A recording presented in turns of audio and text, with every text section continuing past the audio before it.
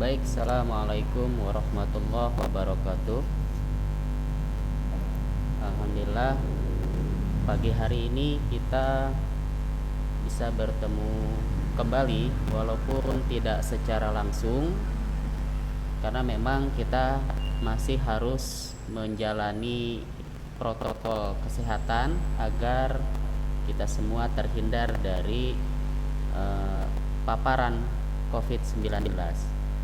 Anak-anak sekalian, bagaimana kabar kalian hari ini? Mudah-mudahan juga dalam kondisi sehat walafiat dan kita bisa bertemu muka nanti jika memang saatnya sudah bisa. Nah, materi pertama di kelas 8 ini adalah ya eh, kita akan membahas tentang sebab-sebab runtuhnya dinasti Umayyah. Ya, kalian bisa lihat di LKS kalian ya. Sebab-sebab runtuhnya dinasti Umayyah ini bagian pertama ya yang kita akan bahas. Eh, ya. Ini sekilas tentang profil ya. Bisa kalian lihat. Kita lewati saja itu. Nah, apa sih yang menyebabkan runtuhnya dinasti Umayyah? Ya, yang pertama adalah figur khalifah. Ya, figur khalifah yang lemah. Ya, sebagaimana sudah kita pelajari dulu saat semester akhir ya di kelas 7 kita sudah membahas tentang dinasti Umayyah, di mana dinasti ini awal kemunculannya adalah merupakan pemerintahan bayangan yang seharusnya pemerintahan itu dipegang oleh anak cucu dari Rasulullah SAW, yaitu Hasan dan Husain. Ya, tetapi oleh para pemberontak ya yang tadinya di masa kekhalifahan Utsman bin Affan yang memang sangat tidak menginginkan tampuk kepemimpinan Islam ini dipegang oleh Hasan dan Husain, maka mereka bersepakat ya, para pejabat yang diberhentikan oleh Ali, ya oleh Sayyidina Ali radhiyallahu an, yaitu membuat satu persekongkolan jahat ya untuk menumbangkan kekhalifahan yang dipegang oleh Hasan setelah Ali. Nah, figur khalifah yang lemah ini penyebab utama. Kenapa kekhalifahan di masa dinasti Umayyah ini dikatakan kekhalifahan yang lemah? Karena ya perpindahan dari kota ya atau ibu kota yang tadinya itu ibu kotanya di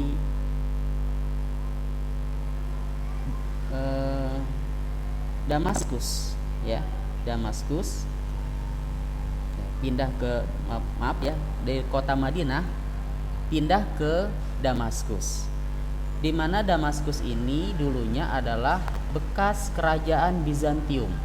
Nah, kerajaan Bizantium ini adalah kerajaan yang memang banyak para bangsawan yang kehidupannya itu sangat bermewah-mewah ya. Sehingga pengaruh kemewahan para bangsawan Bizantium ini kemudian menyebar dan diikuti oleh pemerintahan pada masa dinasti Umayyah. Nah, karena kemewahan-kemewahan ini yang kemudian jauh dari nilai-nilai Islam, sebagaimana Rasulullah tidak mencontohkan kehidupan yang bermegah-megah dan kehidupan yang serba mewah. Rasulullah SAW adalah sosok figur yang sederhana, tetapi figur khalifah di masa Umayyah ini bertolak belakang dengan figur Rasulullah, sehingga inilah faktor utama yang menyebabkan kekhalifahan di masa dinasti Umayyah ini adalah kekhalifahan yang lemah. Ini penyebab utama. Nah, kemudian yang kedua ya, hak istimewa bangsa Arab Suriah Nah, sebagaimana kita ketahui di masa dinasti Umayyah, ya, bangsa Suriah adalah nenek moyang dari dinasti Umayyah ini. Ya. Jadi nenek moyang dari dinasti Umayyah itu adalah dari bangsa Suriah. Karena itu semua hak-hak yang diberikan oleh bangsa Suriah, ya, Arab Suriah ini seolah diistimewakan dibanding dengan Arab-Arab yang lain. Nah, inilah yang kemudian memunculkan kekecewaan, memunculkan kecemburuan sosial di kalangan kekhalifahan bangsa, ya, bangsa Arab, ya, saat itu, di mana kecewaan mereka terhadap kekhalifahan Bani Umayyah. Nah, kelemahan yang ketiga atau penyebab yang ketiga adalah pemerintahan yang tidak demokratis dan cenderung korup.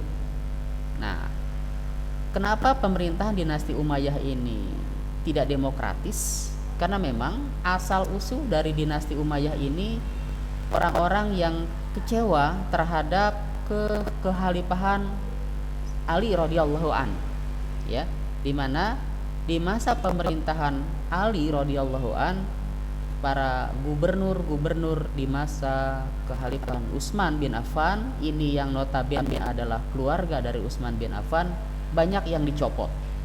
Nah, para gubernur yang dicopot ini kemudian, ya, membentuk sebuah pergerakan yang bertujuan untuk menumbangkan pemerintahan Ali radhiyallahu an. Nah, karena mereka terbiasa dengan istilah sekarang itu KKN, ya, jadi kolusi, korupsi dan nepotisme, dan ini terbawa sampai ke dinasti Umayyah karena memang silsilah mereka bukan, ya, pemerintahan yang demokratis, kecenderungannya adalah kekeluargaan dan korupsi. Ini faktor penyebab yang ketiga. Yang keempat, ya, faktor runtuhnya, ya, dinasti Umayyah yang keempat adalah persaingan antar suku. Nah, di mana suku-suku yang ada di masa kekhalifahan dinasti Umayyah ini masing-masing ingin menonjolkan, ingin mengedepankan rasa sukuismenya, sehingga mereka saling bersaing dan menyebabkan pemerintahan, menyebabkan kekhalifahan dinasti Umayyah menjadi pecah belah, ya. Bahkan nanti kekecewaan satu suku yang memang merasa dikesampingkan, ya, oleh khalifah ini memunculkan sebuah perpecahan dan membentuk satu gerakan-gerakan yang ingin menghancurkan, menumbangkan dinasti Umayyah. Nah, 4 faktor ini, ya, yang menyebabkan runtuhnya dinasti Umayyah. Jadi saya ulang, pertama adalah figur khalifah yang lemah, yang kedua hak istimewa bangsa Arab yang bangsa Arab khusus untuk Suriah, yang ketiga pemerintahan yang tidak demokratis dan cenderung korup, dan yang keempat adalah persaingan antar suku, ya. Nah, ini kota dinasti Umayyah, ya, adalah gambar kota di mana saat dinasti Umayyah memimpin, ya, sebuah pemandangan kota yang cukup indah, ya, glamor, bahkan para petinggi pemerintahannya pun memang kecenderungannya bermewah-mewah, ya, tidak lagi mencerminkan nilai-nilai dan budaya Islam yang cenderung sederhana, sebagaimana Rasulullah SAW mencontohkan hal tersebut. Nah, kemudian ini adalah gambar suku di masa dinasti Umayyah, ya. Mereka sedang melakukan transaksi jual beli karena memang sebuah budaya di wilayah Timur Tengah adalah jual beli, ya, atau dagang. Nah, Kemudian kita lihat di sini ya, para perumus tata usaha di masa dinasti Bani Umayyah.